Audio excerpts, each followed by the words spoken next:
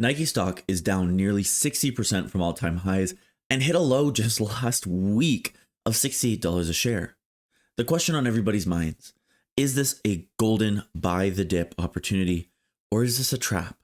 A company that actually has finally lost its moat and is on the way down? Well, today we're trying to answer that question.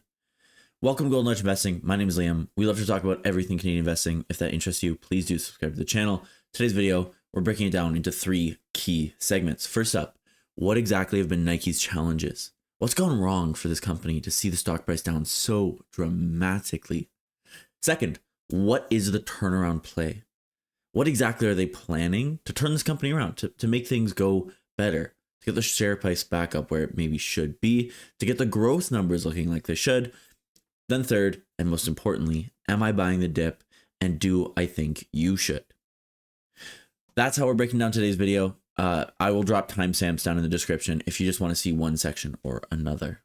So first, why exactly has Nike's stock price tanked over the last little while?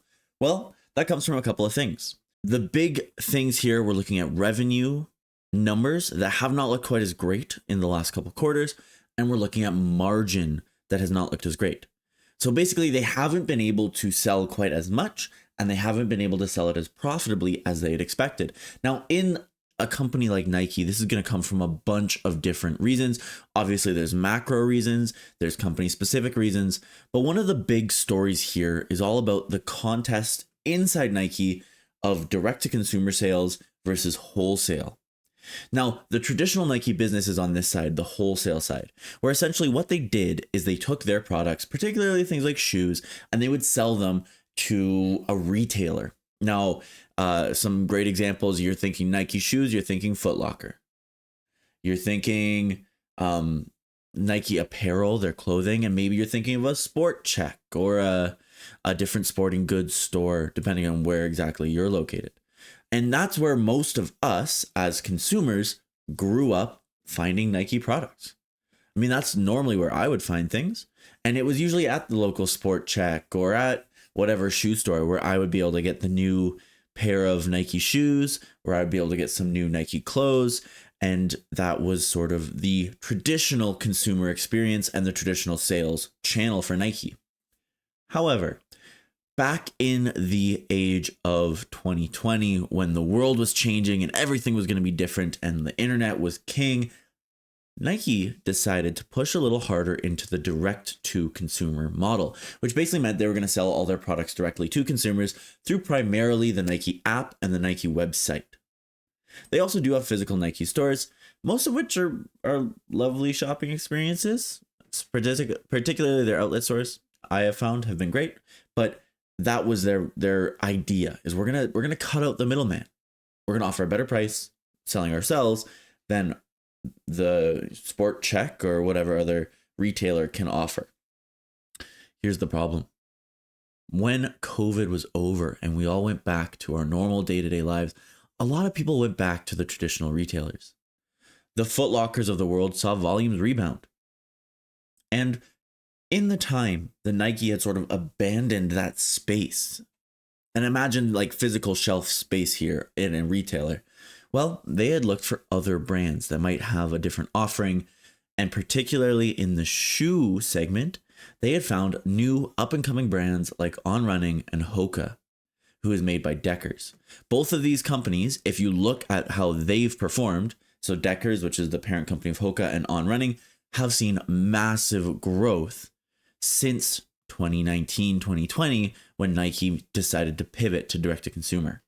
This is a real problem for Nike, but it's hardly the first time this has happened. There are lots of people who have talked about Nike's challenges over the years, competition from Under Armour, Adidas, and of course, many others. So, what's different this time? Well, it seems like Nike has acknowledged they were wrong and is transitioning back into their wholesale market space. And they have done this with a little bit more of a push towards athletic apparel. They've tried to sort of reshift their focus back towards what they've done historically well in the past, which is things like really popular products that are tied to great brands like the Jordan brand, for example. However, their turnaround plan is a little more complicated than that. So let's talk about it. When we're talking about turnaround plans here, we have to acknowledge one key important thing. Nike's brand itself might be the most valuable brand asset I've ever invested in. It is up there with names like Apple and Walt Disney as some of the most recognizable brands on earth.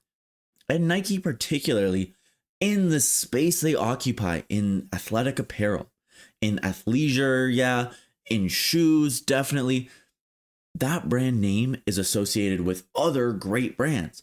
I mentioned Jordan a moment ago, but you're also thinking LeBron James. You're thinking about all sorts of athletes that people love. And so Nike's brand itself is really its moat. It's the sort of fortress that keeps Nike going. People love the brand and the brands associated with Nike.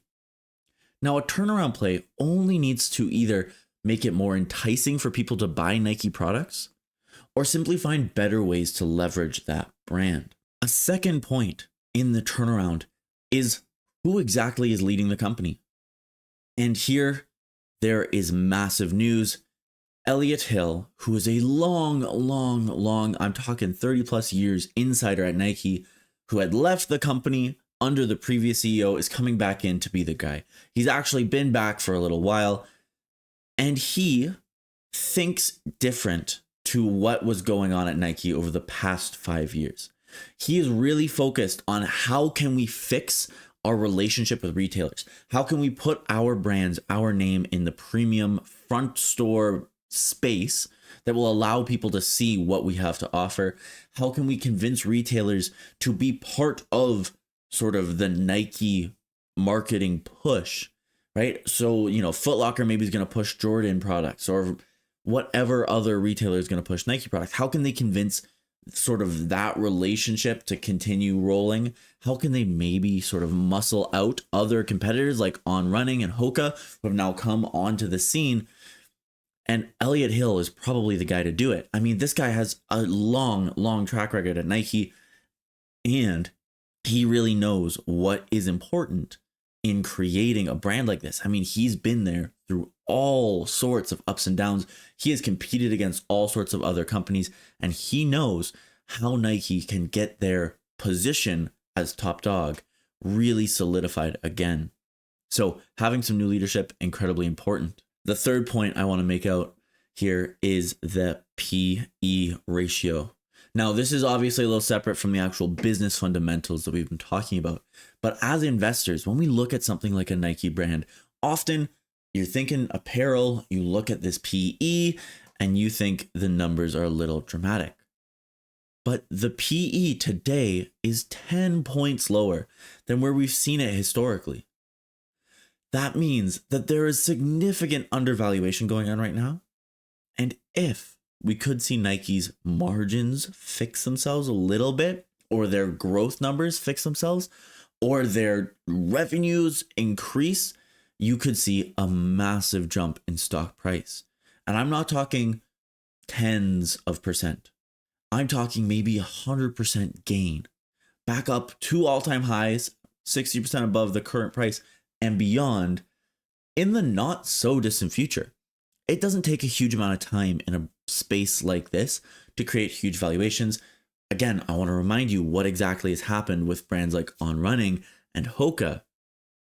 It only took them a couple of years to become absolute giants in this space. So, third part of today's video, and I think probably the most important. What exactly am I going to do? I personally think this brand has such a large moat, such a huge intrinsic value, and so much advantage in this space that all of today's problems just quantify a short-term failure of imagination and failure of leadership at Nike. And I really do think long-term, this is going to be a fantastic stock. So yeah, I'm picking this up as the first of my acquisition of big global brands that have lost their way. I think Nike is a perfect turnaround play.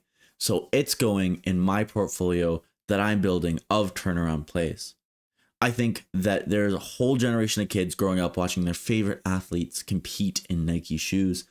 I think there is a whole world of new and growing consumers that are going to have the option to pick between, do they want to go with new brands? Do they want to go with legacy brands? And I really do think that as long as Nike can continue to leverage its massive brand and its moat that comes intrinsically as part of its focus on athletics, on sport, and on athletes, that really it is going to get back on top. We are going to see this company back at the kinds of valuations we saw back at all-time highs and beyond, and it would be an absolute no-brainer for me to pick the stock up at today's price. I think this is a safe buy anywhere up into about $100 before I'd even reconsider buying Nike stock. And I am usually not somebody who loves to take a huge amount of risk. So that tells you something about just how convicted I am on this play. I have a huge amount of conviction that Nike will be a great turnaround option. I think with some patience and a long-term mindset, no brainer, and just about any portfolio that's willing to take the risk that maybe we get another 5 years of poor leadership. Anyways, that's about all I have for you folks today. As I mentioned, this is the first of the turnaround plays I wanted to discuss on this channel. Now, Nike is a great option that I love, and obviously it's a brand that I personally am a consumer of. It's a brand I know, it's a brand I kind of understand, it's a space I kind of understand, and so I'm really confident in this play. Now, I want to hear from you. Are there other global companies, I'm talking large caps or mid caps, that you think justify or quantify or constitute a great turnaround play that you think investors could build a position in and capture a little bit of that turnaround when short-term failure turns and we see the long-term investors profit? I want to hear from you. So please, I'm going to drop a pinned comment down in the comments below. Respond to that comment. Let me know. Are there any plays you think I should be looking at? And with that being said, I hope I see you in our next video.